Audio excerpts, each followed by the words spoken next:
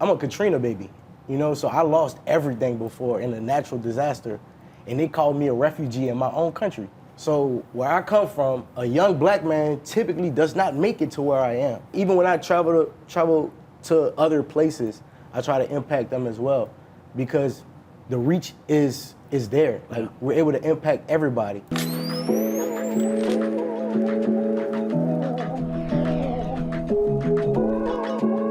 Welcome back to Real Investing, where we talk about real investing for the everyday investor. Tim Harridge, my buddy Ryan Harper. How you doing? And McFlurry. No. And Austin Fleury. Austin, The bruh. thanks for flying in at 1 a.m. this morning. No problem, Where'd man. you Look, come in from? Atlanta. Okay. Flew in from Atlanta. Anything, man, for Tim. Anything for Tim, right? Is it Tim or is it Tim's wallet? $1 million. Tim. $1 million. Because what I've noticed is a lot of people, not just you in general, but people have friends, but they're more friendly with the wallet. Right. That's funny because you know me, I'm not a transactional person, and you're not. We've talked about it a lot on this show. It's probably my favorite part about these masterminds is I get to bounce from room to room and kind of hear entrepreneurial stories. And like sometimes it is boring as shit. And then sometimes you're like, oh. And so Austin and his brother, Justin, like, how many degrees do you got? So it's getting up there. Like you said, we got more degrees than a thermometer, man. So my brother himself, he actually just got his doctorate in business. So he's calling himself now the development doctor, because now he has everything. We have the NASCAR license for construction, so we can build skyscrapers, airports, hospitals, everything. Is this all from Morehouse? Well, the doctorate, he got from South College. Okay. But our bachelors, we got both from Morehouse. But they're talking, they're like, oh, I'm gonna get my master's, I'm gonna get my doctorate, I'm gonna get my and then like their first slide said the property bros, not bros, bros. Bros, yeah, BRUH.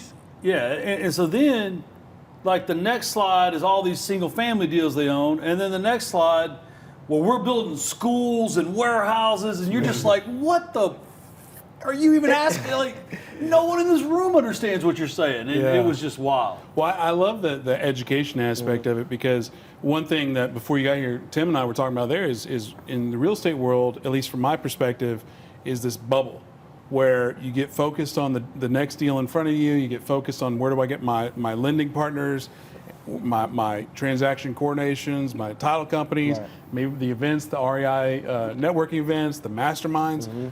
But other than that, continuing education, like traditional continuing education, chambers, it's out of the bubble, and at least from my perspective.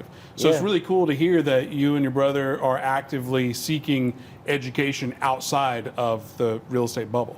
It's very important, and I talk to my community about it all the time, about how much money is actually in real estate, as far as everybody has fees and transactions that are, applied when it comes to real estate. So you can be the agent, right? You can be the closing attorney, you can be the loan officer. So many different ways that you can get money. So go and educate yourself, get these licenses, get these certifications. That way you'll be able to make money all around the board, right? Yeah. You don't have to limit yourself to the capabilities of making money. I think also, just to dovetail into that, is, again, talking about that bubble, is I look at you and I'm like, man, Austin's really successful. Tim, he's really successful. They're at the top of the food chain. And then y'all go to the boardroom, you're like, oh my God, Kent Clothier is so much bigger than me. And then what I've noticed lately is you get into other rooms, you're like, oh my God, I'm not even in the right ocean. Because there's always, level. There's other levels, but sometimes there's levels that are so much higher than what preconceived notions were. Because I mean, in I would say all of the 2010s and 11s up to 2020, both Tim and I were fairly, I would say, argue Tim still is, but in the DFW market, in that micro influencer world of real estate, and we thought, at least I thought, man, we're up there. barely a scratch. That's the beauty of actually going to mastermind groups, and that's what I was gonna say about Tim. And how you say, am I here for Tim or his wallet? I'm actually here for Tim, right? This is my guy. And it's more so because of the relationship that we built naturally on just talking, and I guess him believing in the vision and just seeing our presentation. Like, I'm a firm believer, everything happens for a reason, right? So Tim was in our room, right? Out of all of the rooms that he could have been in for the boardroom, he was in our room. And he just wanted to pour into us, right? So naturally we gravitate towards that because it's somebody who's genuinely, clearly he doesn't need my money, right? So he wants to actually help. You get what I'm saying? So that's the beauty of going to those rooms and, spending that money to educate yourself on that, right? And being in the room with other people that are bigger than you and see that they are having problems just like you too, and figuring those problems out. Just more zeros and commas, man. Just more zeros and commas, man. And it's funny, we were with Charlie in one of the last episodes, and he said now he's in these conversations where more often than not, there's a billionaire at the boardroom table with you. And I think it's hard for people to understand that there's income creation, then there's wealth creation, but you can't even comprehend someone that's into wealth preservation. Like, it's not even, they're not really trying to make money. They're just trying to make sure their money's safe and keeps up with inflation. I was talking about this last night. You know what the two top rules of a family office are? Number one, don't lose money. Number two, don't disclose how much money you have. Yeah. Right. Or how much money you're managing. And that's just a different level. Like, because I think the word family office gets thrown around a lot. And again, where I'm at now, I didn't know a thing, multi-family office, where, hey, maybe you're not big enough to be able to staff a full family office, so we're just going to manage several. And it's like, do you know what the numbers are? So if you're below 50 million, you probably aren't ready for a family office yet. Right. If you're in that 50 to 500, you probably should be in a multi-family office, because you can't imagine having over $50 million and I'm hearing you don't have enough to staff an office. And then once you get to 500, and these are, obviously just kind of rules of thumb, but then you can have your own family office. It's a different level. There was a computer company in Texas that at one point in time, the founder's family office was buying single family rentals. This was back in 2012, 2013, when, it was kind of becoming the thing. And I'll never forget when the family office manager called me right after we started B2R, and he was looking for a $100 million loan, because to date they had just paid cash for all these houses. And he was very conservative, and he's like, well, I figure if I get a 20% loan to value, we'll be safe. And you do the math, like, that's $500 million worth of rentals that they bought with cash because they were just, trying not to lose money. And it's not $1 billion, it's just $500 million. One thing that's, and somebody else can Google me this, whatever. The rise of money and the growth of money the last 20, 30 years. I think the stat is like there was less than, I don't know, there's only a couple hundred family offices like 20, 30 years ago. And now there's like 2,000 or something like that. And that may not seem like a lot, but if you use the rule of thumb numbers I just gave, that's a lot of damn money. That's a lot of money. So let's get into Atlanta. Let's talk about it. You've got some single family, but I think what really got me excited about your presentation was when you were talking about building commercial. How did you, and then you just got through saying with your brother's doctor of development, now y'all can build skyscrapers. You said you picked three things: skyscrapers, airports, and hotels, or both hospitals. What the living hell are you doing? We do everything. We do everything, Tim. The beauty of it is we love doing this. It's not like, it doesn't feel like work to us. Right. We wake up every day and actually feel passionate about developing real estate and commercial. So in Atlanta right now, we have done so many different types of projects. We've done 20 Chase banks. We've done. Is that one of the remodel things you were doing, or the new construction? So it's basically remodels because they already have their shells. Gotcha. But they're changing like the concepts of like how things look on the inside. So changing, just updating it because some of the banks were still older, like so modernizing them with the new touch. Then we have several projects currently that we're working on with the Atlanta public school systems. So we're going in and updating a lot of their theaters and like recreational spaces. We're developing furniture stores, like built one from the ground up in a historical area of Cascade in Atlanta. So, Well, but just to interrupt, are these? How do you set this up? How big is your team? Is this one holding company that does all this stuff, or is it each vertical is its own little company and you have management and a different leadership head in each company? Because when I'm hearing, I'm like, man, this guy must have 10,000 employees. But at the same time, if you're a good hustler, maybe you have a team of 5. So the boardroom taught us not to be hustlers. That's what I just learned too. Yeah. Taught to go from being a hustler to a CEO, changing that mindset. Right.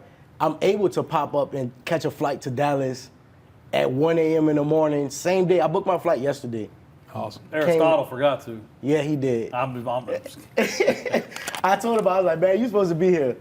But that's how I'm able to pop up and come here. My brother Justin, he just landed in Tulum. So he's in Tulum, right? But the business is still flowing, still You operating. got the short end of that stick, man. What you mean? You're in Dallas and he's in Tulum. Time out. My flight leaves tomorrow morning, Tim. Oh, Tulum? Yeah, I'm flying to Tulum at 7 a.m. Are you into data centers yet? Say it again? Are you into data centers yet? No. So don't leave. Stick around because one of our future guests, Will Crozier, he was a multifamily investor. And now he's shifted into data centers and Bitcoin mining and then using oil and gas and all that. That's that podcast. I love it. But it sounds like you're into anything that's green. Oh, yeah. That's a good conversation. I'm a for you to serial have. entrepreneur, for Yeah. sure. For Bricks and green. I love it. So back to his question. Bricks and green. That Yeah. sounds a little suspect. I guess that's more like a pot shop. Anyway. Okay. All right, Concrete so bricks, you were building in bricks. the process of saying what your team was before I said you got Sorry. the short end of the stick for the Tulum thing. Yeah. So continue. Got it. So we have our family trust, right? But then we also have the different businesses that operate on their own. So we have our investments, right? So all of our real estate portfolio that we have in-house. Then we also have a real estate brokerage. So we are our own brokerage. So we have agents under us, but we're more like a smaller boutique brokerage where we're looking to develop a bigger brand for ourselves with that as well. Then we have the general construction company where we do residential and construction projects. So majority of the employees are with the construction company. Then we also have an Amazon partnership. So DSP, the vans that come and deliver the packages, those are partners through Amazon. So we have a fleet of vans. So that's about 200 employees right there as well. Oh, wow. So yeah, between all of that, we probably have about 500 employees. That's great. Yeah. What's been the biggest challenge growing that? Because you're not an old guy. Yeah, that's what I was gonna say. So- Sorry to interrupt, but this is where you have to be like humble enough not to be bitter or jealous or whatever, because it's like you seem like a young dude and be able to grow and scale. That's awesome. Honestly, and just to be real, I'm a young black man, right? So that's always it's almost like 2 strikes automatically on me, right? When I walk into a room, sometimes we don't get the best, you know what I'm saying? It's just real. Yeah. Not everybody is like that, but sometimes. It's like when I wear my boots in New York. Yeah. The Blackstone guys kind of look at me like, What's going who the on? hell is this redneck? We come in, sometimes we have on sweatpants, we got our chains on, right? We can switch it up and put on the suits and stuff like that as well, but this is what we're comfortable in. Right. But where we shine at is what you said earlier in the podcast. It's our education. Yeah. We know what we're talking about, Yeah. so you can't count us out for anything. You get what I'm saying? So Absolutely, yeah. That's kind of our approach to it and how we deal with those type of Did you start challenges. in real estate? Yes. I think, at least, and you can tell me I'm full of shit or tell me I'm wrong, but at least from what I've seen or I've heard or the conversation I had the last 15 years about minorities or gay, straight, gender when it comes to real estate is, at least from my perspective, is nobody cares. It's like, how much money can we make together? Yeah. You know, black, white, straight, whatever, who cares? That's the importance of relationships. But if you have that mindset and then you expand that into other businesses, it's almost like the limiting beliefs that maybe other industries have. I would assume that maybe you've already broken through that because you already sure. have success in the For real sure. estate world. I think, for me, I always go back to when I was in the Marine Corps. Green and dark green. Well, that's what they say. There's no color in the Marine Corps. You're either a dark green or a light green Marine. But I just remember there was this guy that was in the unit from Como in Fort Worth, which is like, back then we were buying houses for $3,000 in Como, and like they were livable. It was, you know, and I just remember I was talking to him one day, and he was just like, shit, man, they yell at me the same way they yell at you in here. And I kind of, like, I don't know, you don't realize it, but I believe through entrepreneurism, the military, and leadership, that's the best way to give an advantage to any community. Yeah. Yep.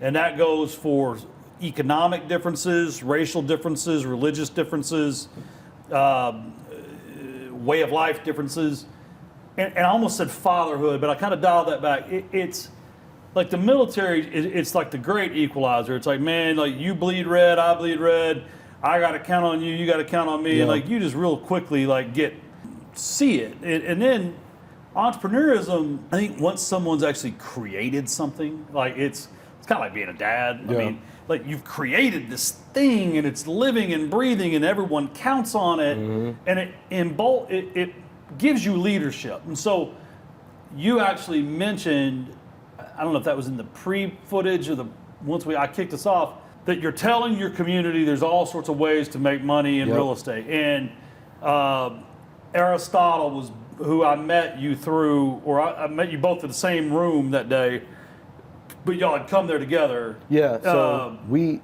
invited Aristotle to the boardroom, and I think that was our second one that we attended, and he was with us that time. And I hadn't met y'all Yep. because I was in a different room, but like he was all about his community and building a financial center, and I think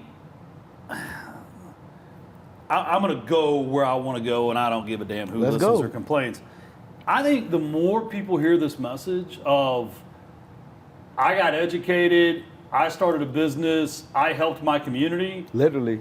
like, that's all America needs more of, right? Well, this is what it's about. Seeing is believing, right? Yeah. Seeing this, things like this is what's gonna help change the narrative, change the direction of things, right? Because there are people out there that feel like the information is not there for us to get when it is. Yeah.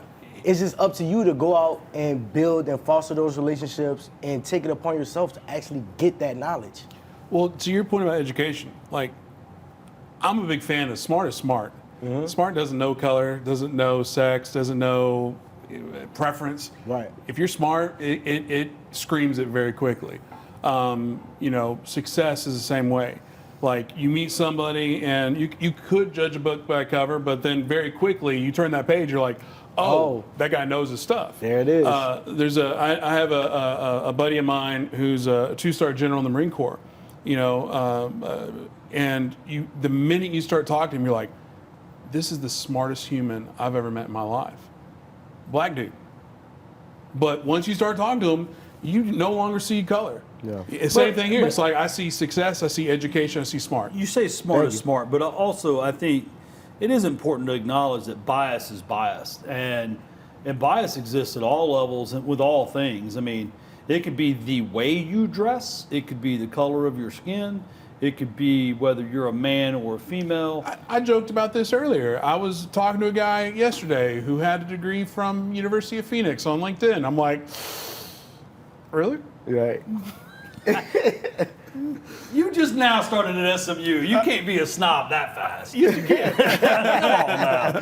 I mean, look, I mean, I've sat in rooms where everyone around the table was, Harvard, Yale, Oxford, Princeton, and all that, and I'm over here like, and they're doing introductions, and I know it's going to come to me, and all I can say is Marine Corps, But thank you for your service. Yeah, but I wanted to bring that up because I think a lot of people try to, specifically white guys, try to avoid that conversation because it may make them uncomfortable or they may think they'll say the wrong thing. But I respect so much because I've always said the fundamental thing missing in American society right now is a lack of accountability.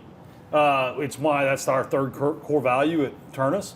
Like, we will be accountable. Right. You will be accountable. And I think anyone, a kid, a man, a woman, whatever, can come up with an excuse for anything. I can't this because of that. And you just brought it up. You said, we walk in and you're young and you're not white. Right. Let's just say it that way. Right. That way someone that's brown out there doesn't say, well, it's different to be brown, right? And in general, money, business is typically an old man's game, which typically it's an old white man.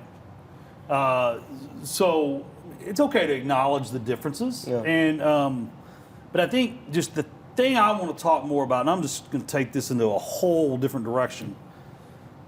You brought up your community earlier. You brought up the not disadvantage, but the hurdle. I think you said 2 strikes. Is what Like you a said. challenger. Yeah. So why do you even give a damn about your community? And what is next? What's that next leg look like for the Property Bros? So, great question, Tim.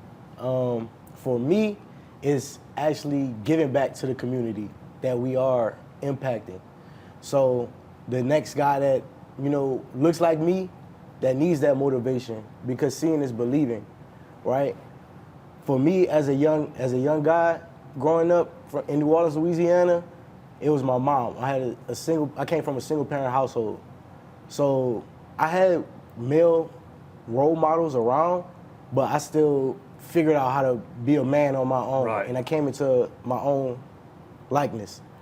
So for somebody like me or somebody, that may be going through similar, challenges in life, I'm a Katrina baby, so I lost everything before in a natural disaster, and they called me a refugee in my own country. Dude. A refugee is somebody that's I seeking refuge never even from their own country. Because that's in 2005. That's what they called the people that relocated from Louisiana to Dallas. We're not refugees. Katrina refugees. We're not refugees. I'm an American. I'm an American citizen. Ooh, what are you talking about? that How could I stings. ever be a refugee? Yeah. Right? So I come from that. Yeah. And this is also, New Orleans is crime infested, Right. murder capital. So where I come from, a young black man typically does not make it to where I am. Right. So I want to be able to show that young black man, there's hoods all over America, all over the world. You get what I'm saying? Like, even when I travel to other places, I try to impact them as well, because the reach is there. Like, we're able to impact everybody. So just to let them know that it's possible. That's one of my main things. I would throw in there, though, and I can appreciate the community aspect of it, but I would even like to throw the argument that when people talk about generational wealth, they talk about the American dream, and they talk about separation of rich and poor, it's a universal conversation. Because even where I'm at, I come from a blue collar family, and it's just as hard. I mean, I can't say it's just as hard because that's white privilege or whatever, but it's extremely hard. Business is hard. Entrepreneurship is hard around here.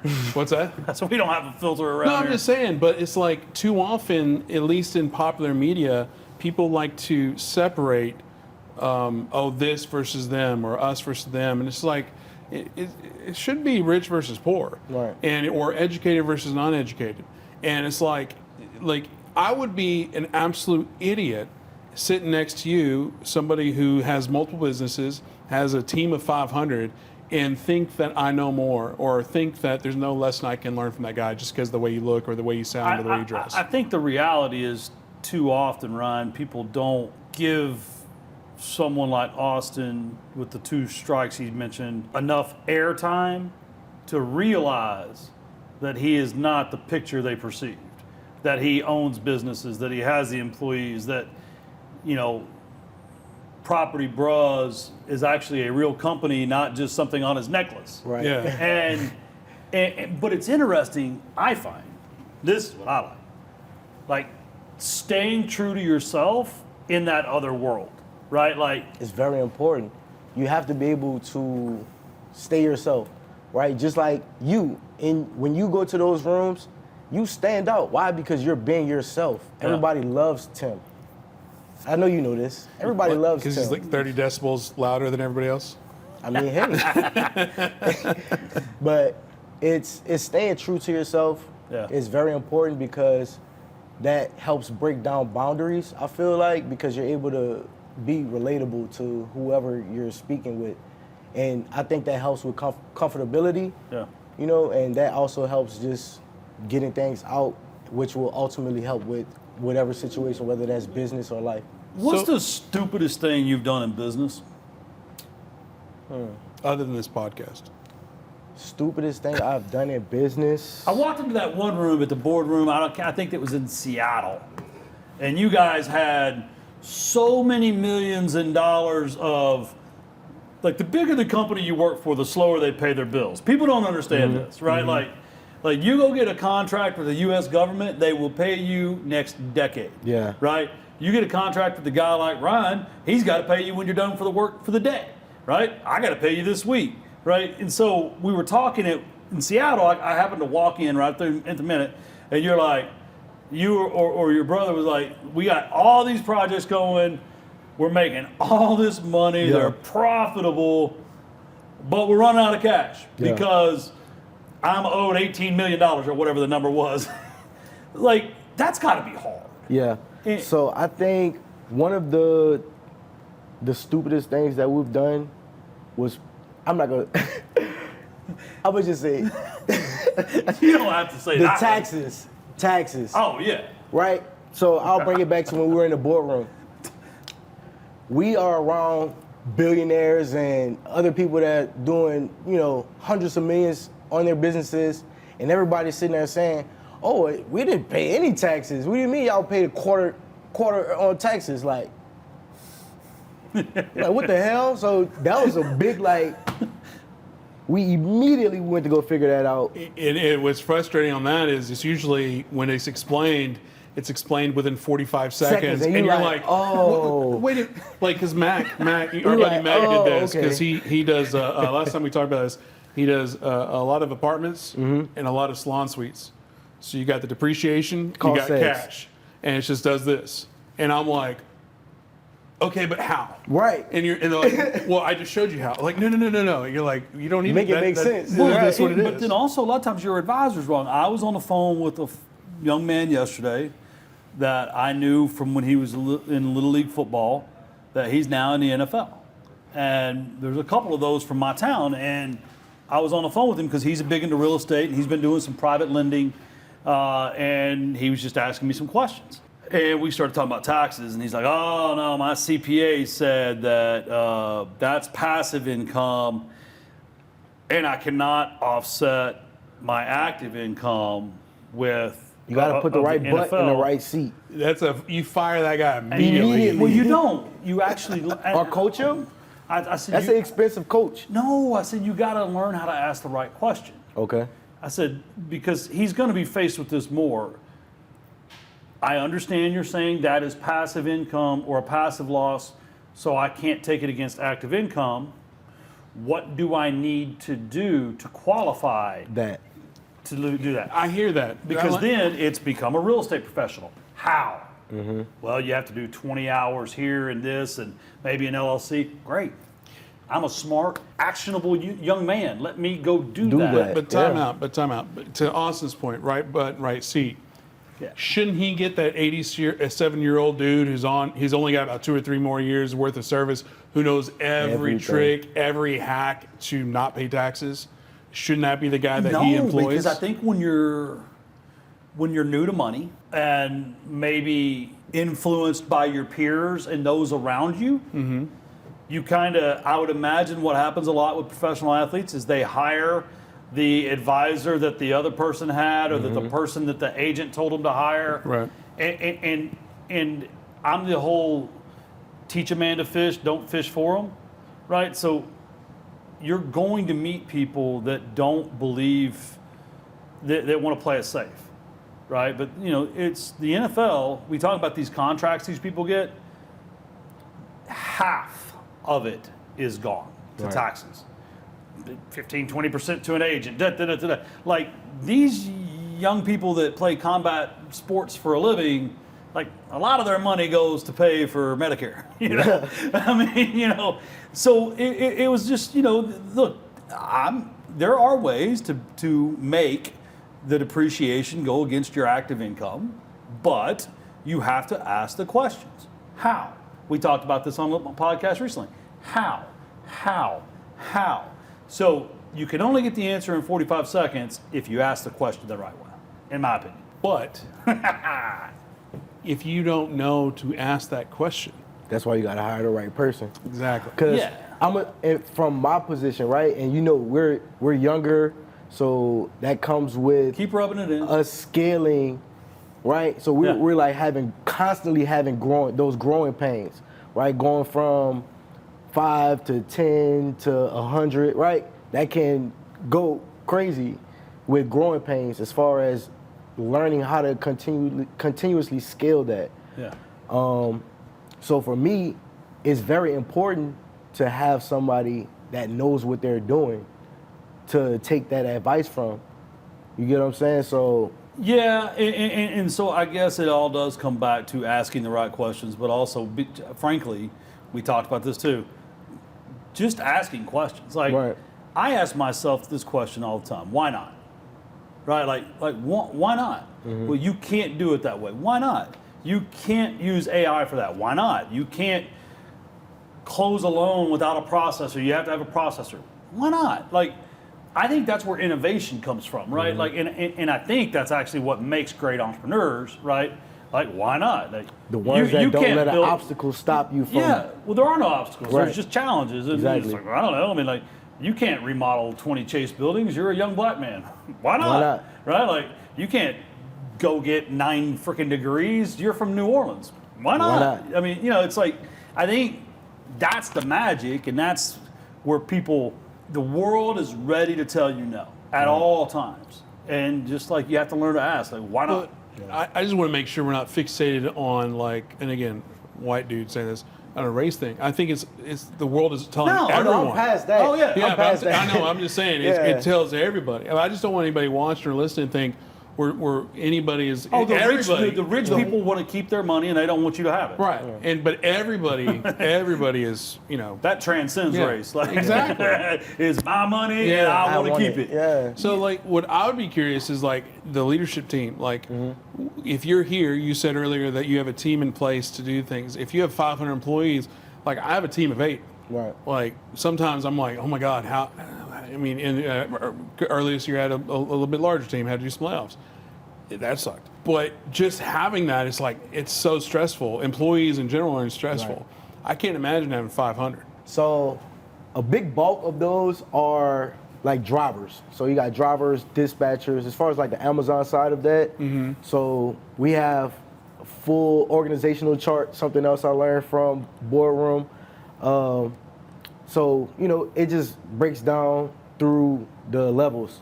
So we have majority of the drivers, it's not really something that we need to be reported on. They report directly back to the dispatchers. The dispatcher reports back to the operations manager. Operations manager basically handles everything and then reports back to us. So you have levels of separation. Yes. So as long as like this whole thing as a whole is getting done, that's good enough for you. Vertical or horizontal or flat leaders org chart. Vertical. Me too. That's big fan of that. Yeah, I'm saying. Well, I'm in the shotgun. Just Which stand is at the a- back and which blow is it. It's just there. No, like it's just like a. which is a horizontal. It's more just like a clump. I'm just a huge believer in the Napoleonic concept of span of control. The U.S. Fire Service uses it as well. It's no one person can effectively manage more than 4 people simultaneously, and it's actually the concept that actually determined the entire structure of the U.S. Marine Corps. Right, like there is one commandant. He's like the only one there's one of. Well, him and the sergeant major of the Marine Corps. But then there's like 4 MEFs, and then there's inside each MEF there's 4 divisions, and inside each division there's 4 regiments, and each side of each regiment there's 4 battalions, and each side of each battalion there's 4 companies, 4 platoons, 4 squads, all the way down to the 4 fire teams, and then each fire team gives has you accountability. 4 people. It's accountability, Right. So you're able to delegate and then hold them people accountable for what they were supposed to do. I think Very important. what Tim is really trying to get to is a concept called commander's intent. And I know you're going to like this one because this is what made America so successful in World War II. Because you had countries like Germany, which, the Germans, I don't know if you know, they weren't very nice and they were kind of scared of their leadership, so if they were told go this way, they would go this way. Right. And no matter what, they would not deviate. Whereas like in the U.S. military with commander's intent it wasn't so much go this way, it was our intent is to take that hill. So if you're the guy on the ground, if that meant go this way to get to the hill, you would. Right. Whereas like the Germans and other examples It's throughout just do as history, told they instead get to of- here and they're like, well, I can't go any further. Right. Because they know, or what they believe, if they go around, they could get shot by their own people. They may still take the objective, but because they didn't do it the right way, there's that fear of, especially with Russia, they would do the same thing. I don't know if you want to dig into that. I need to read about commander's intent because I love the concept of it. It makes perfect sense. And that's kind of where the whole unity of command and span of control and decentralized leadership comes from in my methodology. And so I'm happy to hear that that's what you're using because it's the only way. Like, are those drivers probably independent contractors as well? Yeah. Yeah.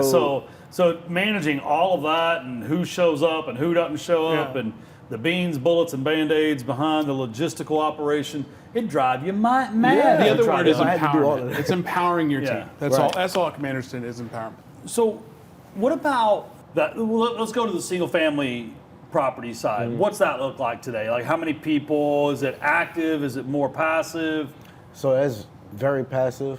Right now, we have about 100 doors in New Orleans, and we're getting up to about 100 in Atlanta now as well. We're picking up a couple more like rooming houses style. We've been doing a lot of pad splits in Atlanta. Really? Yeah, we love pad split. Do Pad you? splits, yeah. It's great. Who manages that? So we have an assistant that we have that manages the different rentals, and with us already having the construction team as well, we can put that on the calendar for, let's say, if we need to flip a room or whatever. Just to understand fully, I can assume what pad split means, but what and you can correct me if I'm wrong, is pad splitting where you have this property and you're like, hey, I want to divide it out to where now it's 2 different properties? So pad split is, look at it almost like an Airbnb or like a Verbo, but it's for long-term stays before like a room. You renting out the room. Oh, okay. So not necessarily the floor plan split. Yeah. It's you're turning a house Into into a a communal single space. a community. Yeah, okay. Where if it's a 5-bedroom, instead of Airbnb the entire 5-bedroom, you're only Airbnb that one room. Okay. Pad split is a Got it. platform, just like Airbnb is. The concept is room to let. Got it. But more of the target isn't like a traveler. It's like the lady that does the dishes at the restaurant in town but can't afford rent. No, I get it. Yeah. So they just rent a room. Yeah. And then what happens is what I've seen, and I hate these as a lender, but I love them as an investor.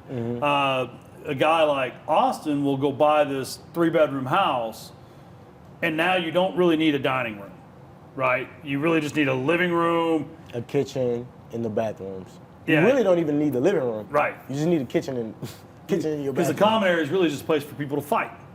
So he may have a bedroom that has a shared bathroom for another bedroom, or he may build an in-suite on 2 or 3 of them, and it all impacts like his revenue per foot. How like common or how popular is that? Very popular. Is it? We stay at least 93% occupied. Do you think that's a reflection of the economy as a whole, or just preference? Because I would assume it's cheaper to do a room versus a full hotel or a full Airbnb. So, I would say yes and no. It depends, right? Because some people want to have a house to themselves, but some people would rather just have a room, right? They don't have that much stuff. It's just them. The kids might already. Because it's long term. Yeah, they can stay. I mean, through the platform, it's weekly. Like you pay weekly. You can also pay up for like a month or however long you want to stay. Like you can, it varies. Mm-hmm. So we do have people that stay long term. So it's not like you flipping it every like week or so. It's not like a hotel.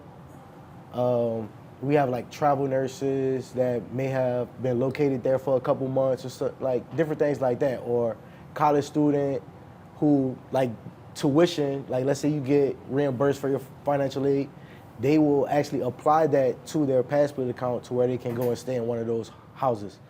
So that's really our focus more so is to provide like the student housing because we are investing heavily into the Ashview Heights neighborhood in Atlanta, which is very close to the Atlanta University Center. What's the zoning like? The thing that worries me about pad split is by definition, you are housing multiple families. Therefore, I mean, it's multifamily. Like, have you had any problems with the cities or zoning? No, because you can get short term. You can get like a short term certificate through the city and apply it to the house. And now you have the laws that will go just like for like a short stay hotel or something like that. Gotcha. So you're protected. But you're doing it the right way. You're not like operating under the radar. You're like, no, go register with the city. Yes. Because then if we have somebody that say, oh, I've been here for 30 days, now legally they have rights to be here. They have tenancy. Right. So we can't just change the lock. We can't just put their stuff out. But if you're registered as like a, what'd you call it? Like a hotel, almost like a weekly stay? Yeah, like a weekly stay hotel or something like that. Yeah, well then they're trespassing. Then we can put them out. It's not an eviction. Correct. Got it. What's your current favorite investment? I think my office. Like, what do you mean by that? So, like 2 years ago, me and my brother, we bought some land. We bought some land, about an acre of land in Decatur, Georgia, and we built our like commercial headquarters, where we operate we operate our family trust there and all of our different businesses. So that's been like one of my favorite investments because it's just very surreal to be able to walk into our own space that we own, that we built. So we built our own office. I have my own corner office. My brother has his big office. We have our conference room. We go in there, we meet with our clients. It's You're beautiful. like, I Meet own with it. our team. Yeah, it's mine, so. So is your brother, was he a refugee as well? I'm going to like mess with him about this, but like, I mean, was he already born before y'all moved from Louisiana? Yeah, he was born. Is he older or are you older? I'm older. Yeah. Because I wanted to ask about that. You've got a family trust. You've said it several times. That did not exist when you moved to Georgia. No. How's that feel? Being the Ed Milet calls it the one, right? He wrote a great book about it. But anyway, when he speaks, he's, be the one in your family, the generational change, the change the course of your family's history. I mean, I'm the one in my family, so I mean, I'm kind of asking you a loaded question, but like, how does that feel to know that you've got this commercial office, you've got this family trust, like the older brother, I'm going to give you the credit. Yeah. Like, you're the one that helped change the future of your family. So, first of all, it's a blessing. It's feels surreal most of the time because like we still are working and constantly like growing and scaling. So we're working, you know, so my head's down still putting in like overtime right now. So I don't necessarily like get those moments to kind of sit back and be like, damn, you know, but you know, hearing you say it, and of course like my mom, she's always there supporting us, and you know, other people that we have around in our network, it does like feel really good to be in this position and like I said, like impact my family. We have people that are, you know, in our family that now work for our company. So that's beautiful to be able to help them in the way that we do, and I love it. A lot of entrepreneurs have never experienced it, but as you continue to grow, a lot of times the forces that surrounded you while you were younger, be it family, friends, or other influence, will rear their head and attempt to hold you back. Maybe any advice or revelations on expanding or changing your surroundings or your circle as you build a business? Oh yeah, for sure. I mean, I would say this is it's very important to be around the right people and put yourself in the right environments, right? You know, people say, "Oh, I was in the wrong place at the wrong time," right? No, you chose to be there, right? You made that decision to be there, so like you know what comes with being in certain places or doing certain things, hanging around certain folks. If you know this guy's not doing the best business or doesn't have a great relationship, then why are you hanging out with this guy? Right. You know, just different things like that. Putting yourself in the right environments to win. If you want to get the money, you got to be around the money. Yeah. Right. If you want to be great at loan officer, like being a loan officer, go be around the best loan officer. Right. If you want to become the best at sports, whatever sport it is, golf, football, whatever, go and look at who's actually doing it. Go find somebody that's doing it and listen to what they're doing. Like, it's that simple. It goes back to education. Yeah. You know, because education doesn't have to be a university degree. It could be mentorship. Mentorship, You know, it could for be sure. the conversations you're in. How do you manage growth versus wealth preservation? Because you are young. Mm-hmm. Like I would argue that we're still young. Y'all are young. You know, Young so it's men. like, you know, still go, I got some too. But you know, both with Ternus where it's at, with Harper Belmont where it's at, it's go. Right. At what point? I mean, just how do you balance that? Go like, I don't want to lose what I have, but at the same time, I'm not satisfied with where I'm at. So it's always, you have to have a great equal balance, right? I think it's very important because for people like us, we're constantly doing this. We're pouring into somebody else's cup, right? So we have to focus on refilling our cup back up as well.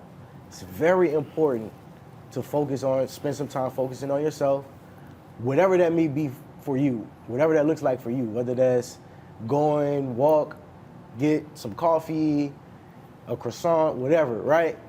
If that's your piece, that's your piece. Take that moment out, read a book, whatever, pray, meditate, whatever that looks like for you, take that time to do that.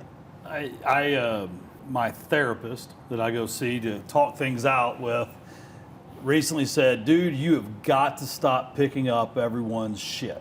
Yeah. And I was like, I'm not doing that. And he's like, dude, just hear me out. Like, there's a problem on a loan, you go solve that problem.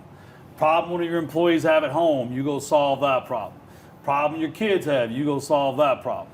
Problem your wife has, you solve that problem. You're taking care of your niece, you're taking care of your mom, you're taking care of your business. He goes, are you taking care of you? And I'm like, I'm good. He's like, but you won't be for long, man.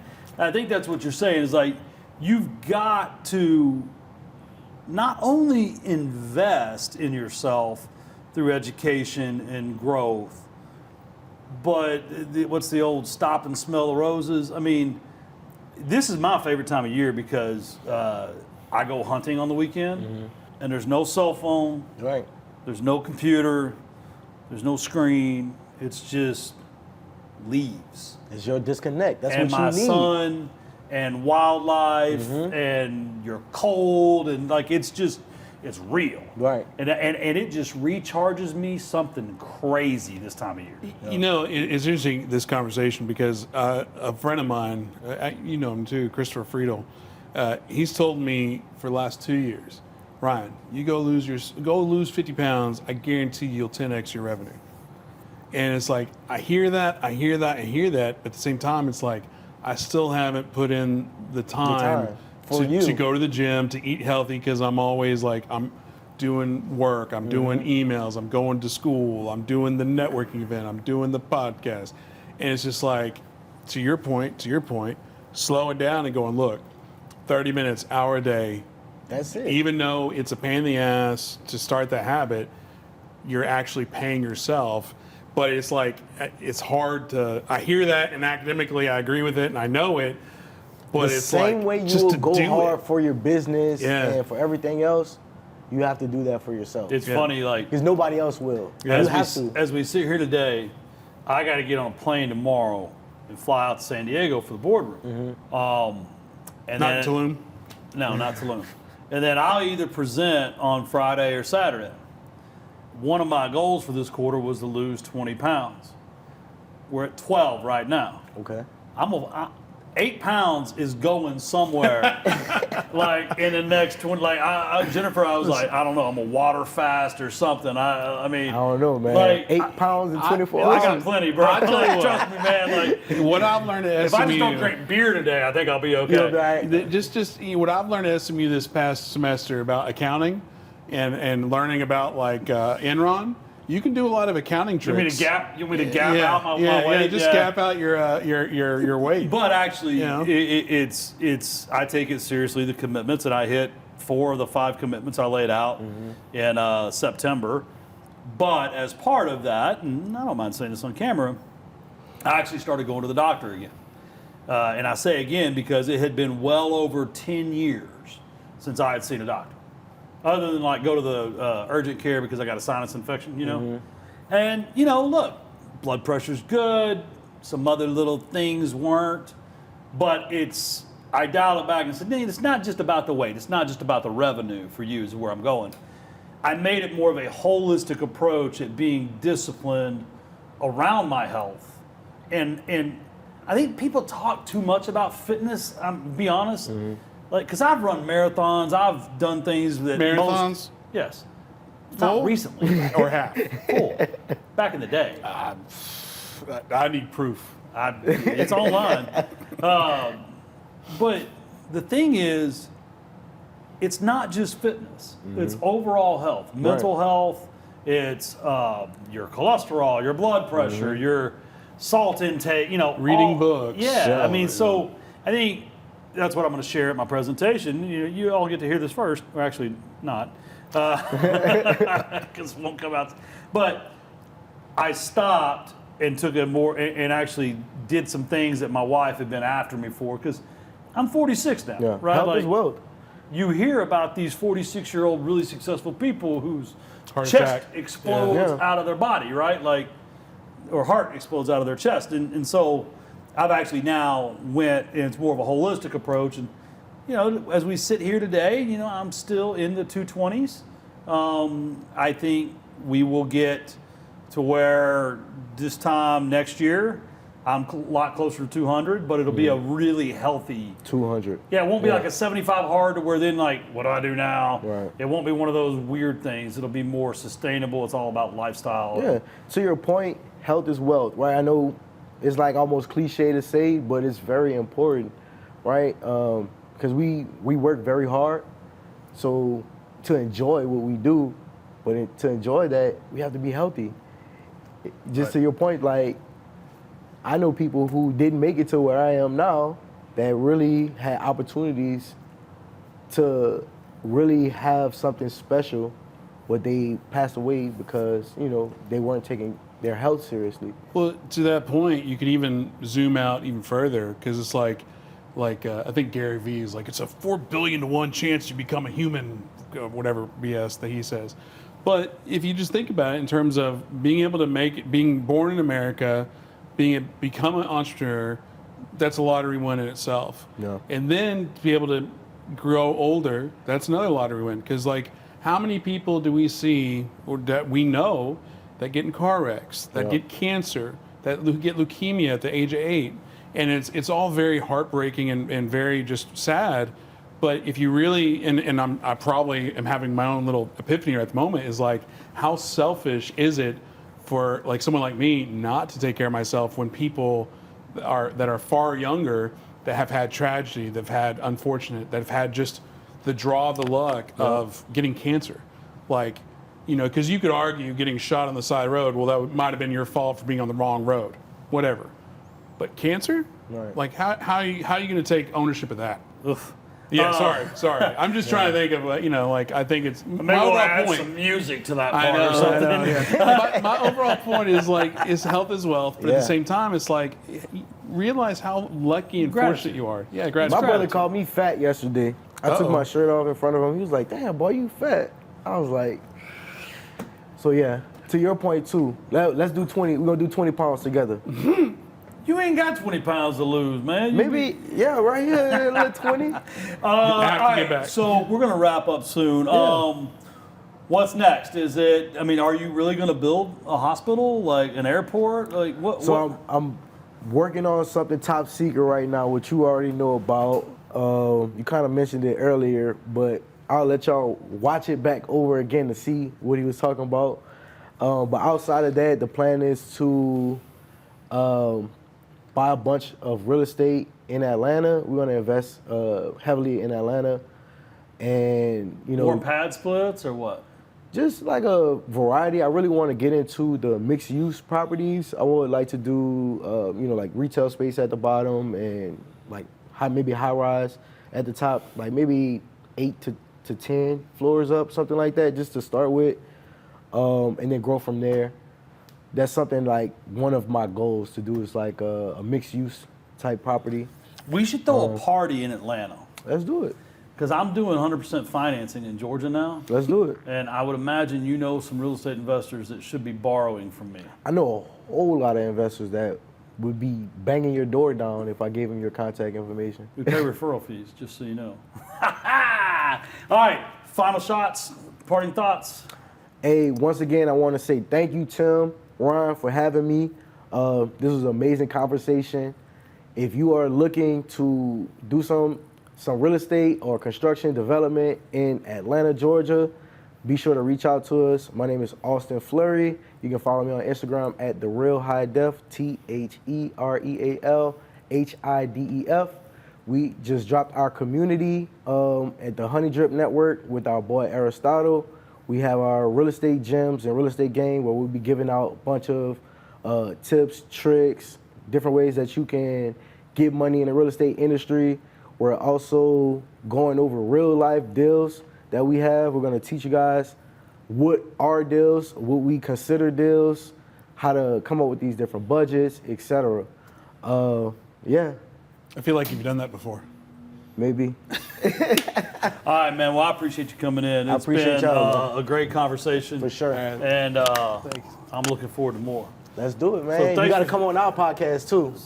Let's do it. Is it Definitely. in Atlanta? Yeah, come to Atlanta. We could do We'll have a setup. meetup. Yeah. I'll come do a podcast. Let's do it. We'll give Aristotle shit for no show. Yeah, on for no me. show. Yeah. Exactly. And then who's done the 20 pounds since today? Whoa. I'm a loser. I'm gonna win that one. Better screenshot that. That's it for today. Thanks for stopping by. We'll see you next next time. week.